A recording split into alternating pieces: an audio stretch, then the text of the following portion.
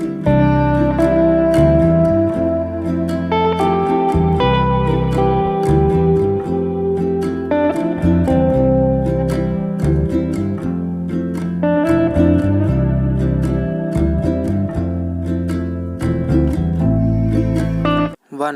2 3 start.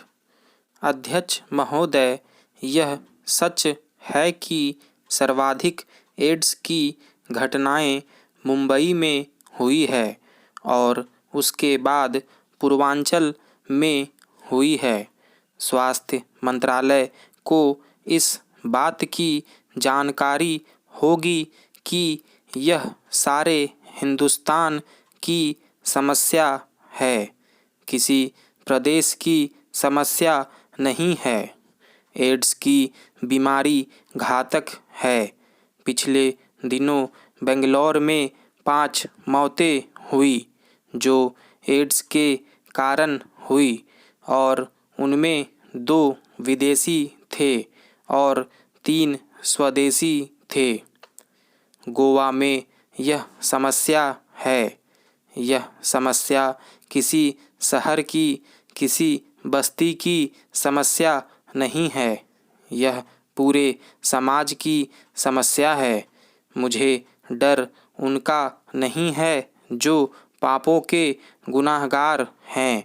मुझे डर उनका है जो निष्पाप हैं।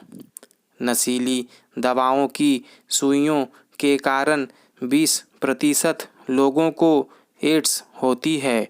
नशीली दवाओं की सुइयों को रोकना बहुत मुश्किल है क्योंकि खुद नशीली दवा को सेवन करने वाले को इस बात की परवाह नहीं होती कि सुई नई है या पुरानी है। वह चिंता नहीं करता।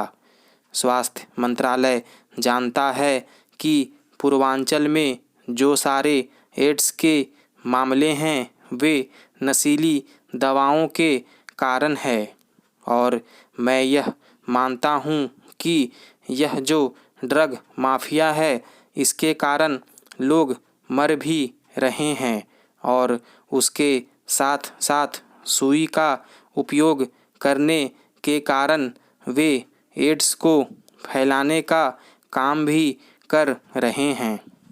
इसलिए मुझे लगता है कि केवल स्वास्थ्य मंत्रालय को ही नहीं, गृह मंत्रालय को भी, अन्य मंत्रालय को, पूरे हिंदुस्तान को मिलकर नशीली दवाओं की सुइयों के संबंध में विचार करना पड़ेगा और किसी प्रकार की कोई कानूनी व्यवस्था करनी पड़ेगी। अब उन माताओं के संबंध में कहना चाहता हूँ जिन माताओं को एड्स हो चुका है।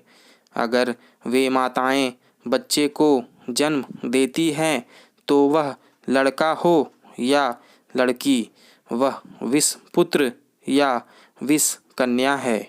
इसलिए इस विष कन्या के लिए चरक के पास जाने की आवश्यकता नहीं है। कोई भी एड्स की महिला किसी प्रसव को जन्म देती है तो वह विषाक्त व्यक्ति बनता है और जो उस व्यक्ति के संपर्क में आएगा उसको एड्स लग जाएगा। इसलिए कम से कम जिस महिला को एड्स हो चुका है उसके गर्भ धारण पर प्रतिबंध लगाने की बात पर हमें कोई ना कोई विचार करना पड़ेगा, कानून बनाना ही पड़ेगा। इस पर एक राष्ट्रीय बहस होनी चाहिए। मैं तो इस समस्या को सामने ला रहा हूँ। अध्यक्ष महोदय, आखिर में जो एड्स माताएं, एड्स पुत्र और एड्स कन्याओं को जन्म देती है, इससे इस देश को बचाने के लिए क्या करे।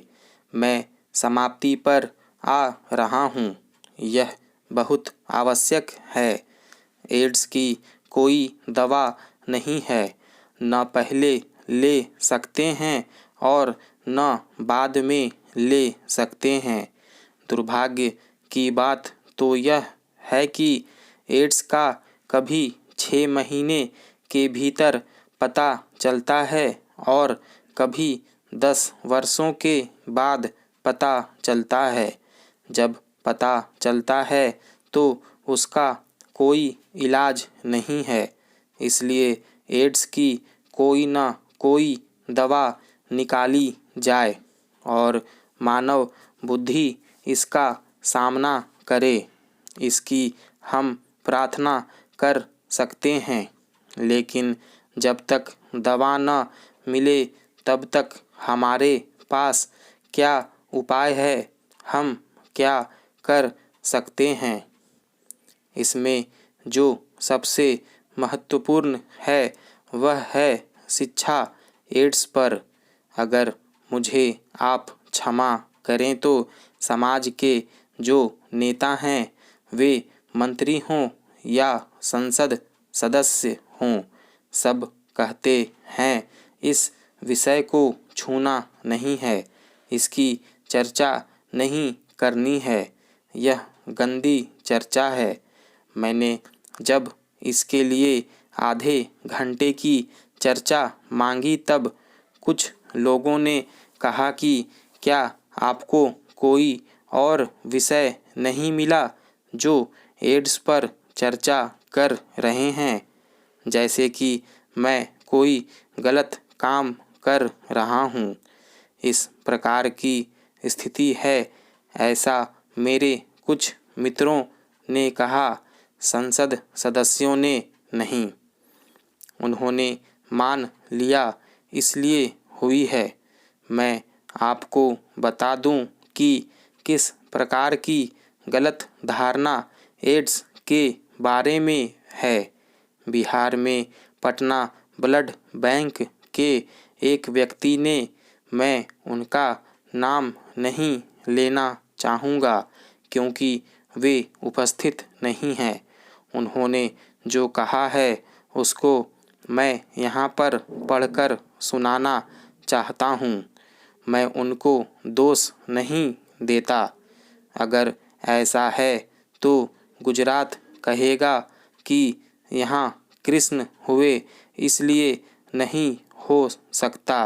महाराष्ट्र कहेगा कि क्योंकि यहाँ शिवाजी हुए इसलिए यह महाराष्ट्र में नहीं हो सकता। मैं किसी प्रांत की बात नहीं कह रहा हूँ, लेकिन अज्ञान कहाँ तक हो सकता है यह इससे पता चलता है कि एक ब्लड बैंक चलाने वाला व्यक्ति यह खुद कहे कि क्योंकि वह गौतम बुद्ध की भूमि है इसलिए यहाँ पर एड्स होने की संभावना ही नहीं है। अगर हम ऐसे विषयों को इसी तरह नीचे धकेलने की कोशिश करेंगे तो इससे रास्ता नहीं निकलेगा। स्टॉप।